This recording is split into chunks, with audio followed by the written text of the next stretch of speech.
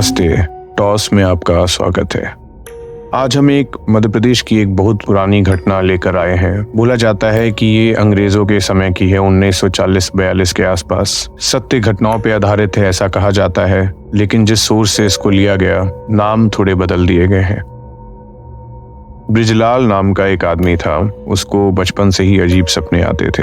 वो एक कॉलेज में पढ़ाता था जहाँ पे रश्मि नाम की एक स्टूडेंट से उसको प्यार हो गया। उसने सोचा था कभी वो ब्याह नहीं करेगा और रश्मि एक ऊंचे घराने की थी। उसके बाद क्या हुआ कि बहुत मुश्किल से उनकी शादी हुई और उनको ये महसूस हुआ ब्रिजलाल को कि इस जगह पे रहने का कोई फायदा नहीं, क्योंकि किसी न किसी प्रकार से रश्मि के परिवार वाले उस पर दबाव बनाएंगे। वो लोग वहां से दूर चले गए। दूर जाके ब्रिजलाल ने एक छोटे से कॉलेज में टीचर की नौकरी की और हंसी खुशी उनका परिवार चलने लगा। उनको एक बेटा पैदा हुआ जो कि जन्म से ही बीमार रहना शुरू कर दिया। ब्रिजलाल और रश्मि के लिए उनकी यही दुनिया थी और बच्चे की बीमारी से वो बहुत परेशान हो चुके थे। उन्होंने आसपास के वैद्य को दिखाया और ब्रिजलाल को ये लगा कि वैद्य को ही दिखाना ठीक रहेगा। अगर हो सके तो बड़े शहर में जाके किसी बड़े वैद्य को दिखाया जाए। पर रश्मि ने बोला कि मैंने सुना है यहाँ पास ही में एक कबीला है जहाँ पे काला जादू किया जाता है। बहुत दूर दूर से लोग आते हैं इलाज कराने के लिए। ऐसी बीमारियां जिसका इलाज कहीं नहीं है वहाँ ठीक हो जाती हैं। ब्रिजलाल सुनते ही काफी क्रोधित हो गया। उसने बोला कभी ऐसा मत सोचना, विज्ञान का समय है, हम लोग को ये चीज कभी सोचनी नहीं चाहिए, इसमें कोई सत्यता नहीं है।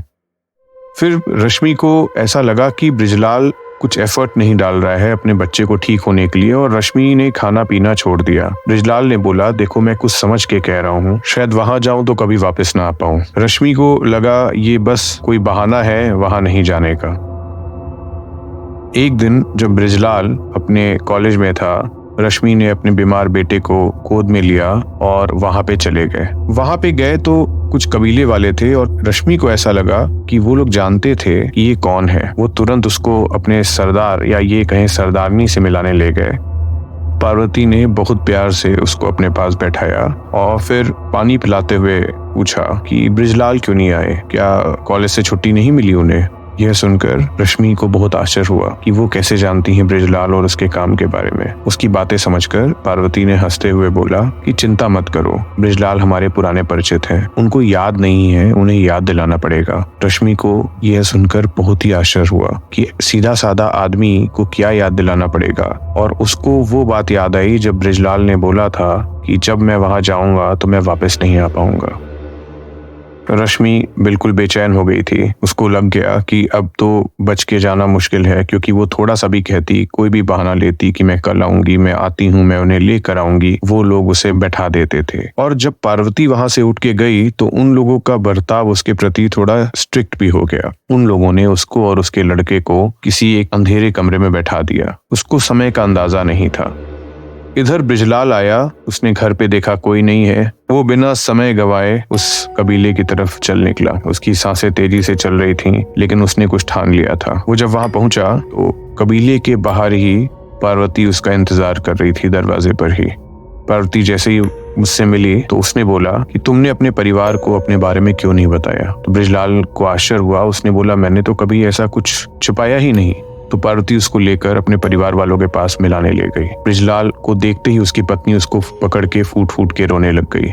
वो उसको शांत कराया और बोला रोने की जरूरत नहीं है, मैं आया हूँ, सब ठीक हो जाएगा। तब तक उसको पीछे से दो कबीले वाले खींच के ले जाना शुरू कर दिए। रश्मि बेचैन हो गई। उसको पता था कि कुछ गड़बड़ होने वाला है। जैसे ही उसको बाहर लेकर गया तब तक रश्मि को सुनाई दे रहा है कि बाहर खूब ढोल नगाड़े और नाचने गाने की आवाज हो रही है, पर उसको कुछ सुनाई नहीं दे रहा था। ब्रिजलाल को पकड़ के घेर लिया गया था और उससे पूछा जा रहा था कि बताओ तुम्हें कुछ याद है कि नहीं, और ब्रिजलाल बार बार कह रहा था कि नहीं मुझे कुछ याद नहीं है। पार्वती उसके पास गई और जमीन पर बैठकर उससे बोली कि हमें क्षमा करिएगा, हम जो भी करने वाले हैं वो आपने हमें बताया था अपने साथ करने को, जब कभी आपको याद ना आए पिछले जन्मों में, अब हम वही करने वाले हैं। आपका इस जन्म का बच्चा भी ठीक हो जाएगा।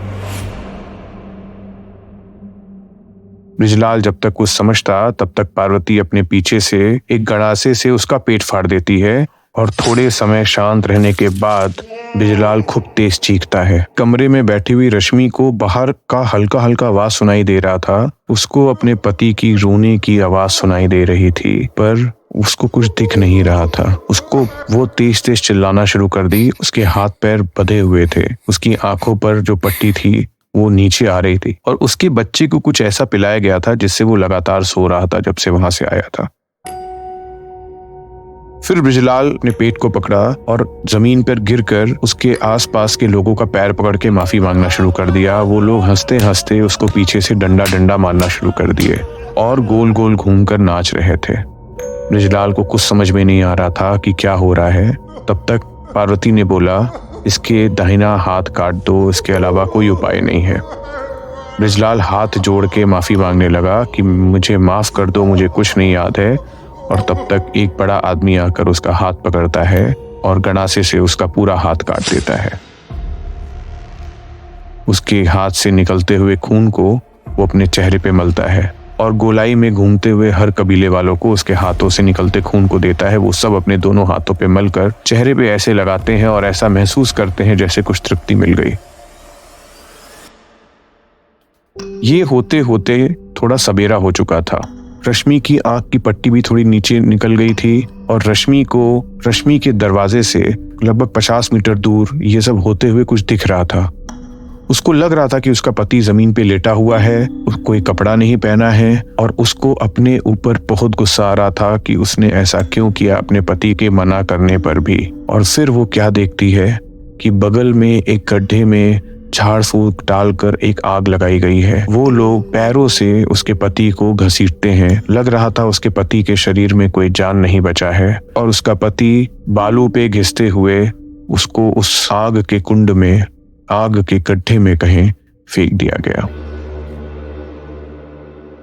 रश्मि के पास जितनी शक्ति थी वो शक्ति से चिल्लाई और वो बेहोश हो गई। उसे नहीं पता, लेकिन उसकी आंखें खुली तो उसके सामने पार्वती बैठी हुई थी। पार्वती बोली, तुम चिंता मत करो, तुम्हारा बेटा अब ठीक हो जाएगा। तुम सीधे यहाँ से घर जाओ और उसके बाद अपने मायके चले जाओ। रश्मि को कुछ समझ में नहीं आया। वो वहां से भागने के लिए उठी और भागते गई। उसने पीछे से चिल्लाया कि पुलिस के पास जाने से कुछ नहीं होने वाला, तुम्हारी कोई मदद नहीं करेगा। रश्मि पागलों जैसे दौड़ते दौड़ते एक पुलिस स्टेशन में गई। उस समय अंग्रेजों का राज था, तो एक अंग्रेज इंस्पेक्टर आया हुआ था। क्योंकि रश्मि पढ़ी लिखी थी, उसने अंग्रेजी में अपनी सब बातें बताई जैसे तैसे। अंग्रेज इंस्पेक्टर ने बोला कि हम लोग उस कबीलों के बारे में बहुत भ्रांतियां सुने हैं, लेकिन तुम चिंता मत करो, मैं कुछ ना कुछ करूंगा। उसका नाम था रिचर्डसन। रिचर्डसन ने आला अधिकारियों को इन्फॉर्म किया और एक पूरी पुलिस बटालियन की टीम की मांग की। जो वहां पे भारतीय पुलिस वाले थे, जो आसपास के थे, उन्होंने उसको समझाया कि सर ये नेचर का लॉ है, कृपया करके इंटरफेयर ना करें। उस कबीलों में हजारों साल से कोई नहीं गया, उन्हें हम डिस्टर्ब नहीं करते, हम लोग कोएग्जिस्ट कर रहे हैं इतने सालों से। रिचर्डसन का सुनना कुछ नहीं था, क्योंकि रश्मि ने रोते रोते उसको जो कहानी सुनाई थी, रिचर्डसन उससे आग बबूला हो चुका था और उन्होंने पूरा प्लान बना लिया घेराबंदी करके कैसे खत्म करना है। रश्मि को वहीं महिला पुलिस लॉकअप में रख दिया गया खाने के साथ और बोला गया, तुम चिंता मत करो, हम तुम्हें न्याय दिलाएंगे। 3 गोलाएं बनाकर सबसे सामने मशीन गन के साथ कुछ पुलिस वाले, उसके पीछे बड़े सर्कल में बड़े गोला में, उसके पीछे बड़े गोले में कुछ और पुलिस वाले, और सबसे लास्ट गोले में ट्रक के साथ बाकी लाठी डंडों और छोटे छोटे पिस्टल के साथ कुछ पुलिस वाले थे। रिचर्डसन सबसे आगे से इस पूरे बटालियन को लीड कर रहा था। वो जब अंदर पहुंचे तो उन्होंने देखा कि कोई कबीला वाला अपने घर में नहीं है। वो धीरे धीरे आगे चलना शुरू किए। सबसे पीछे की तरफ कुछ लोकल पुलिस वाले ही थे। जो आखिरी गोला था वो पहले गोले से 50 मीटर पीछे था। रात के लगभग 2:15 बज रहे थे। रिचर्डसन को लगा कि यही कबीले की मुखिया का कमरा है। वो जैसे ही खोला, उसके अंदर एक आदमी बैठा हुआ था बड़े से सिंहासन पे। उसका रूप ब्रिजलाल जैसा लगा और वो सामने देखा और वो बोला, तुम लोग को नहीं आना चाहिए था। और अचानक से सबसे पीछे के गोले में लोग थे, उनको बिना आवाज का बहुत बड़ा विस्फोट दिखाई देता है जो आगे के 2 गोलों को अपने अंदर समा लेता है और वहां पे 1 सेकंड के अंदर पूरी शांति हो जाती है और कुछ नहीं दिखाई देता है, ना तो घर और ना तो आगे 2 गोले के पुलिस वाले लोग। ये लोग अपनी जान बचा के पीछे भागते हैं कि किसी को कुछ समझ में नहीं आया कि कहाँ चले गए। वापस भागते भागते जब ये लोग पुलिस स्टेशन पहुंचते हैं तो वहां पे महिला पुलिसकर्मी भी बाहर की तरफ डरी हुई दिखाई देती हैं। वो लोग पूछते हैं कि क्या हुआ, तो वो लोग बोलते हैं कि रश्मि अचानक बैठी थी और एक खूब तेज विस्फोट हुआ बिना आवाज का और अपने बच्चे के साथ गायब हो गई। बोला जाता है कि बृजलाल एक बहुत बड़े कबीले का सरदार था, लेकिन 300-400 साल पहले वो किसी कारण से मर जाता है। लेकिन उस कबीले में ये भविष्यवाणी हुई थी कि बृजलाल फलाना साल में एक बार फिर आएगा और उसको किसी बहाने उसकी पत्नी लेकर आएगी। जब रश्मि वहां पहुंची तो उन्हें लगता था वो भविष्यवाणी सत्य हो गई। उनको तरीका भी पता था और उन्हें ये भी पता था कि जब बृजलाल को वो लोग याद दिला देंगे और वापस उसको अपने रूप में लेते आएंगे, उसके बाद उन्हें किसी चीज की डरने की जरूरत नहीं है। और ऐसा ही हुआ। और इसी प्रकार की और कहानियां सुनने के लिए हमें सब्सक्राइब करें। हम अब Spotify पे भी हैं। नमस्ते।